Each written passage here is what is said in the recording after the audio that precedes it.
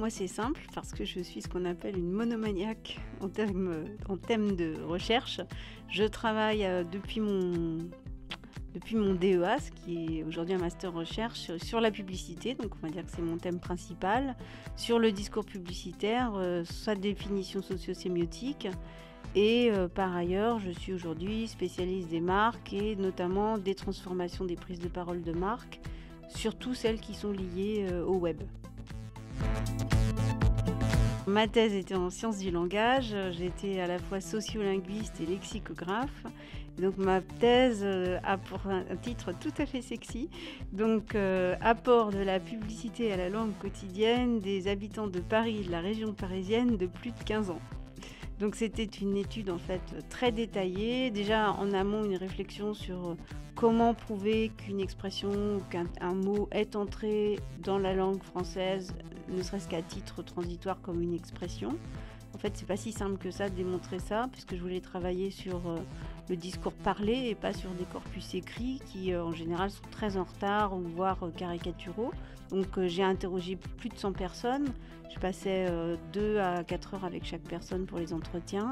Et donc à la suite de tout ce travail, j'ai pu démontrer qu'un certain nombre d'expressions, qu'un certain nombre de mots venant de la publicité avaient transité dans la langue française, étaient en train d'en sortir, étaient en train d'y entrer. Et à la fin de ma thèse, donc, j'ai commencé à interroger ce que pas mal de personnes m'avaient dit pendant les entretiens, quand ils s'apercevaient qu'il y avait quand même pas mal de choses qui venaient de la publicité.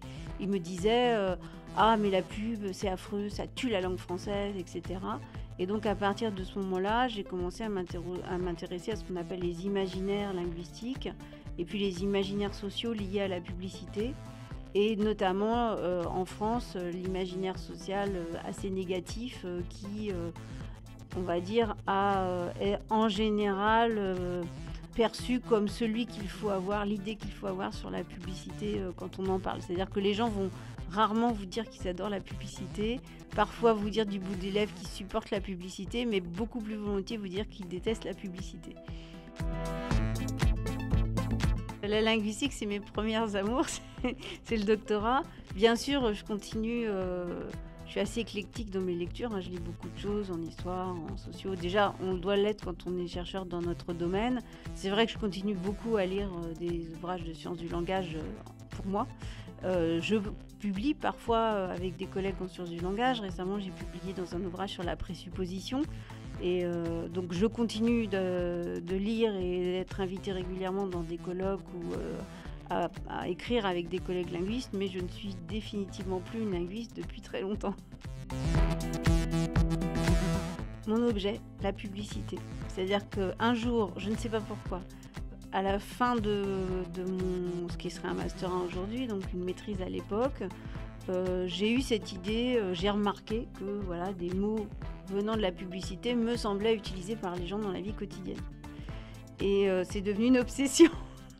Et donc je suis allée là où mon objet voulait que j'aille. C'est-à-dire que d'abord, je suis venue ici au CELSA en DEA et puis il s'est avéré que ma réflexion était quand même trop linguistique à l'époque.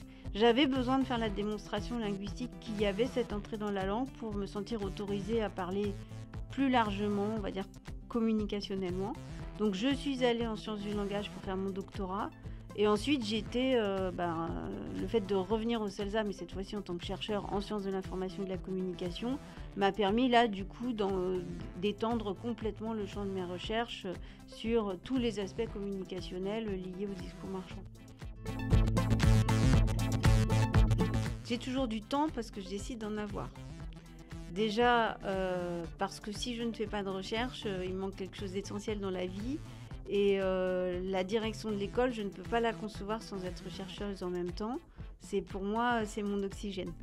Donc en riant, je dis toujours à mes collègues, si vous me voyez devenir aux étudiants, si je deviens très désagréable, c'est que j'arrive plus à faire de la recherche, il y a urgence. Donc ça, c'est un premier point. Un deuxième point qui est très basique, mais qui est lié à la vie personnelle, c'est que maintenant, ma fille est grande. Donc j'ai plus de temps aussi de ce côté-là, tout en étant devenue directrice. Et par ailleurs, pour être sûre de continuer à faire la recherche, je me suis donné un but, un défi à relever dans les 4 dernières années, donc celles qui viennent de s'écouler, c'était d'aller vers la publication en anglais. Et ce que j'ai réussi à faire avec plusieurs articles aujourd'hui qui sont parus en anglais. Là, je suis responsable d'une session avec 7 personnes qui interviennent dans un gros colloque international en anglais cet été. Il y aura des actes qui reprendront donc là les articles de tous les collègues et les miens. Je communique avec Caroline Marty en binôme. Et ensuite, l'idée, c'est d'aller vers un ouvrage, une direction d'ouvrage en anglais. Moi, l'ouvrage que je conseillerais, c'est Critique de la trivialité d'Yves Jeanneret. Le fait de travailler avec Yves Jeanneret, c'est quelqu'un qui est parti récemment à la retraite, donc il est arrivé au CELSA au début des années 2000.